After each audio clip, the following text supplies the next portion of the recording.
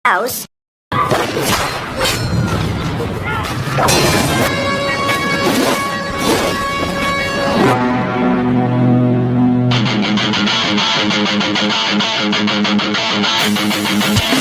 Halo Rebahaners, dimanapun kalian berada, bagaimana kabarnya? Gimana?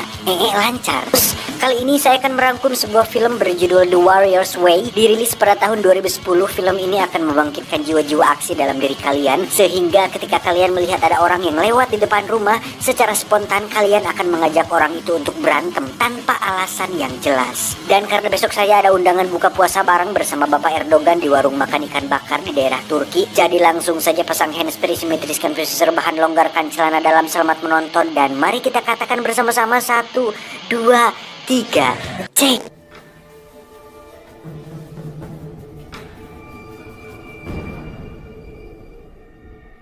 Diawali dengan memperlihatkan seorang pria yang memiliki tatapan hampa dan seolah tak ada emosi di dalamnya, di mana pria ini berlatih pedang selama hidupnya hanya untuk satu tujuan, yaitu menjadi pendekar paling hebat dalam sepanjang sejarah umat manusia. Dan ini adalah pendekar pedang yang memiliki gelar paling hebat di dunia saat ini, yang mana si pria akhirnya bisa membunuh pendekar tersebut dengan sangat amat mudah, hingga membuat si pria menjadi satu-satunya pendekar pedang paling hebat di dunia sekarang. Tapi layaknya Saitama yang menjadi pria paling kuat di dunia, si pria pun merasakan kehampaan dalam dirinya ketika tidak ada lagi musuh yang lebih kuat dan mampu menandinginya. Dan apa yang terjadi? Semua latihan dan tujuannya selama ini berubah seketika ketika melihat seorang bayi perempuan yang merupakan anak dari klan musuhnya, di mana sisi humanis dan hati nuraninya tiba-tiba muncul, yang membuat si pria menemukan tujuan baru untuk hidup, yaitu menjaga si bayi dan membuatnya tetap hidup. Meski perjalanannya penuh rintangan seperti didatangi para pendekar Uyuk Awi yang tidak terlalu jago, kemudian nenek tak sadar umur yang berniat membunuhnya, si pria pun tetap konsisten hingga dia berpikir bahwa tanah ini sudah tidak aman lagi. Dia pun memutuskan untuk menemui sahabat lamanya di negara barat dengan tujuan untuk menghabiskan sisa hidupnya bersama si bayi. Dan inilah jalan seorang pejuang.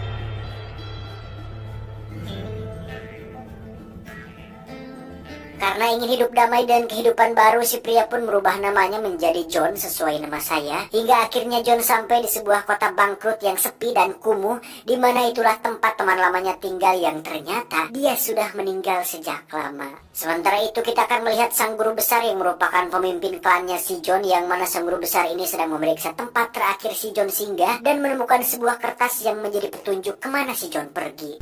She will always be. Dan mari saya jelaskan sedikit bahwa si John ini adalah bagian dari sebuah kelompok atau klan paling disegani, ya semacam klan pembunuh lah, seperti di film klan Ozuno yang ninja assassin, di mana klan mereka sudah terlibat perseteruan selama ratusan tahun, dan satu-satunya keturunan klan musuh mereka yang masih hidup adalah si bayi yang sedang dibawa si John. Sehingga secara tidak langsung si John dianggap pengkhianati klannya sendiri, yang mana sang guru besar ini berniat untuk membunuh si bayi, yang tentu saja si John tidak akan membiarkan hal itu terjadi. Kembali ke si John bersama si bayi yang hidup terlantar di negeri orang, hingga tak lama muncullah seorang wanita baik hati yang mau menawarinya pekerjaan untuk menjadi seorang tukang cuci baju. Wanita ini bernama Lin, seorang wanita yang hidup sebatang kara di kota bangkrut ini.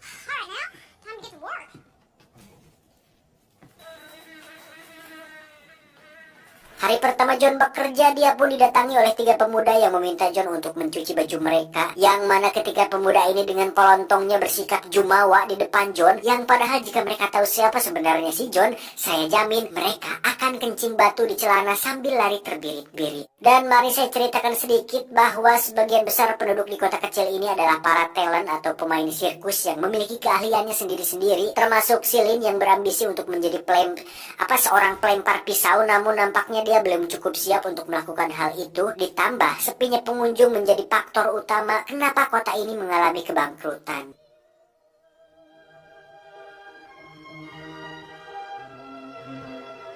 Hari-hari si John pun dilalui dengan belajar mencuci baju, lalu memoe atau menjemur pakaiannya, kemudian bermain bersama penduduk di sana, dilanjutkan dengan menanam bunga yang agak mustahil bisa tumbuh, hingga si John menemukan kedamaian yang selama ini tidak pernah dia rasakan.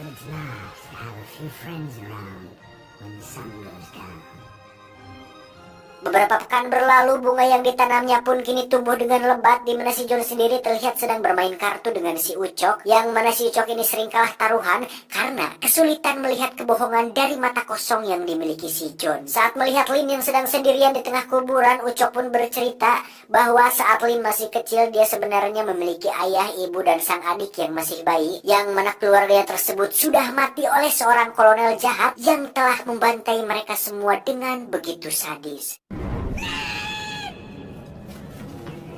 Si kolonel itu pun memang diceritakan sering mencari gadis-gadis muda yang memiliki gigi utuh dan bersih untuk dijadikan pelampiasan hasrat seksualnya. Namun saat Lin yang menjadi korbannya, Lin pun nekat menyiram si kolonel dengan minyak panas yang membuat dia murka dan membunuh semua keluarganya.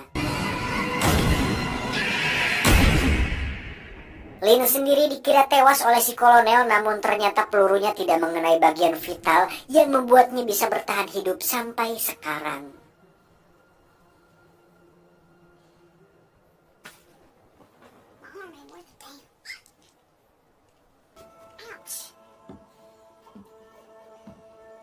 Simpati dengan masa lalunya, John pun melatih Lin cara melempar pisau yang benar, kemudian menunjukkan pedang legendaris yang sudah membunuh ratusan nyawa dan sekarang sudah dalam kondisi tersegel agar dirinya tidak kembali menjadi sosok yang dulu lagi. Tanpa dia sadari, sang guru besar pun sedang dalam perjalanan menggunakan kapal dan tak lama lagi akan menemui John untuk mengambil nyawa si bayi.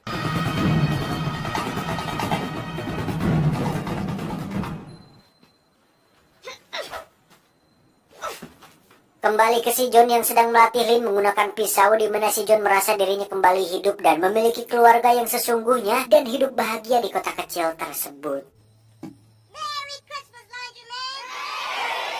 Sampai suatu hari, ketika mereka semua sedang mengadakan pesta, ada beberapa orang menggunakan kuda dan merusak kebun bunganya, yang ternyata itu adalah kelompok penjahat di bawah pimpinan si kolonel.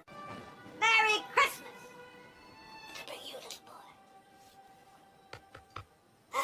Setelah kejadian waktu itu, kini si kolonel menggunakan sebuah topeng untuk menutupi wajah buruknya akibat disiram minyak panas, yang mana tujuan si kolonel ke sana adalah untuk mencari wanita muda dan bersih yang akan dijadikan pelampiasan nafsu bejatnya.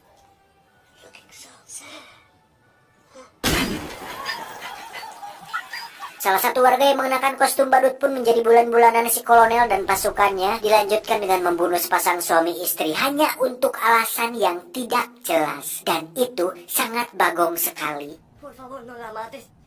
Por favor, déjala ir. Dan apa yang terjadi selanjutnya benar-benar tak terduga, di mana si Lin ternyata masih ingat dengan bebenguk orang yang telah membantai keluarganya, untuk kemudian Lin berdandan dengan cukup menor dan berniat untuk membalas dendam. Tell them to get thank the theater. Nothing is too wrong. She's not here. Mengetahui bahwa Lin nekat menemui si kolonel sendirian, John yang sedari tadi hanya diam dan menyaksikan perbuatan keji si kolonel pun akhirnya memutuskan untuk turun tangan, di mana si John membuka segel pada pedangnya yang langsung diketahui oleh si guru besar. Lin sendiri harus ketahuan setelah dirinya berniat untuk membunuh si kolonel, hingga saat dia akan digadabah rame-rame, muncullah si John yang langsung membantai semua anak buahnya.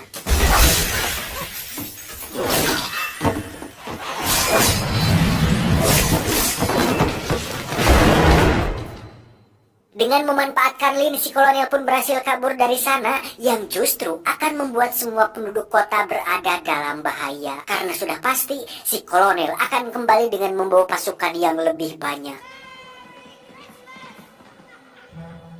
Tak tinggal diam, si John beserta semua penduduk pun bekerja sama untuk merancang sebuah strategi yang setidaknya bisa memperkecil serangan dari si kolonel tersebut.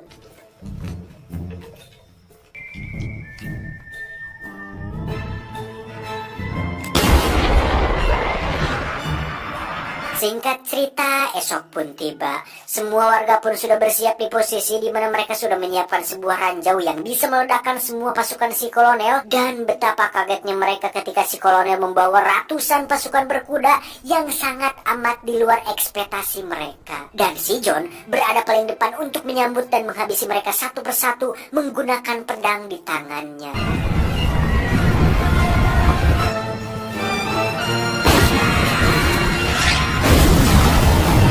Namun dengan banyaknya pasukan, si John pun kesulitan jika harus mengcover semuanya sekaligus, di mana sisa warga termasuk si Lin dan si bayi harus melarikan diri dari kejaran sisa pasukan si kolonel. Dan yang terjadi selanjutnya benar-benar membuat semua orang terkejut karena tiba-tiba ya, muncullah sang guru besar bersama puluhan pendekar pedang yang mana mereka tidak akan segan-segan membantai mereka semua hanya untuk mendapatkan si bayi. Terjadilah peperangan di antara dua kubu, yakni para pendekar pedang melawan pasukan si kolonel, di mana keahlian pedang milik klan si guru besar harus melawan senjata milik pasukan si kolonel. John sendiri terus melindungi Lin dan si bayi, di mana dia terlibat pertarungan dengan beberapa pendekar pedang yang tentu saja sangat mudah dikalahkan olehnya.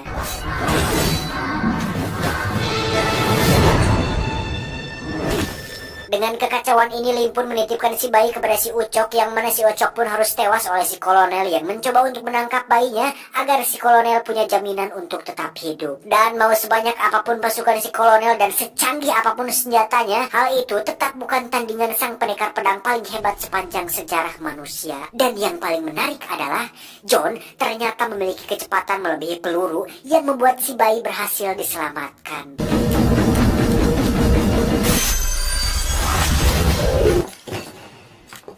Tak ingin dibunuh begitu saja, John pun memberikan kesempatan kepada Lin untuk membalas dendam, di mana mereka berdua terlibat pertarungan yang tentu saja dimenangkan oleh si Lin. Setelah semua pasukan si kolonel dan para pendekar pedang sudah mati, kini saatnya John harus berhadapan langsung dengan sang guru besar alias orang yang telah melatihnya sejak kecil. Dan dengan berlokasi di outdoor, John pun beradu keahlian dengan gurunya sendiri, yang mana seperti kita tahu bahwa sejak awal saya sudah tegaskan si John ini adalah pendekar pedang paling hebat dalam sejarah umat manusia, yang pastinya sang guru akan tewas dengan begitu mudah. Dan itulah yang terjadi. Udah weh gitu doang.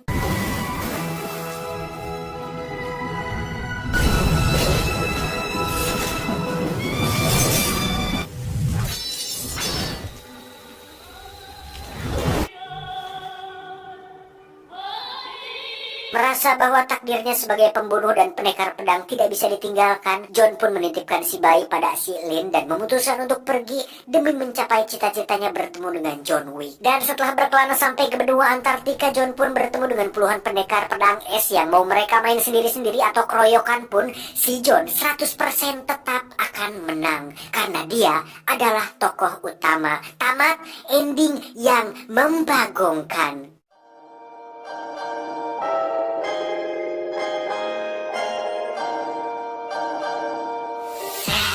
Saya sih udah pernah nonton film ini udah lama ya. Menit-menit awal ekspektasi saya cukup tinggi dan saya membayangkan akan ada banyak sekali adegan-adegan menarik atau musuh-musuh yang kuat yang mencoba menantang si John. Cuman pas udah ketemu si Lin dan warga kota, ceritanya kok jadi agak monoton dan di situ aja gitu. Gak ada pengembangan karakter dan set lokasi, malah lebih fokus ke cerita si Lin dan masa lalunya. Sayang sih kalau menurut saya, karakter udah dibentuk kuat dari awal dengan semua overpowernya, malah ketemu musuh-musuh yang bisa dikatakan kurang setara lah. Coba kalau John Wick muncul, mungkin akan terjadi suatu pertarungan yang epik antara dua sosok pembunuh yang jarang tersenyum ini. Kalau John Wick terlalu berat, ya minimal ketemu sama Donnie Yen lah pas jadi pendekar pedang di film Wuxia aka Swordsman. Malah ceritanya hampir sama, sama-sama kabur dari klan mereka sendiri terus diburu guru besar sama pasukannya. Hampir sama lah ceritanya. Cuman yang menurut saya keren adalah aktor yang meranin si John ini. Nama aslinya Jang Dong-gun, orang Korea Selatan asli. Aktingnya menurut saya cocok banget, kalem, diem, jarang tersenyum, mungkin cacingan. Pesan yang bisa kita ambil dari film ini adalah tong kosong nyaring bunyinya, yang banyak omong gak ada ilmunya. Saya John beserta jajaran direksi klan pendekar pedang cabang Gunung Sari mengucapkan terima kasih dan sampai jumpa di video selanjutnya. Adios. Ingus karyawan bank.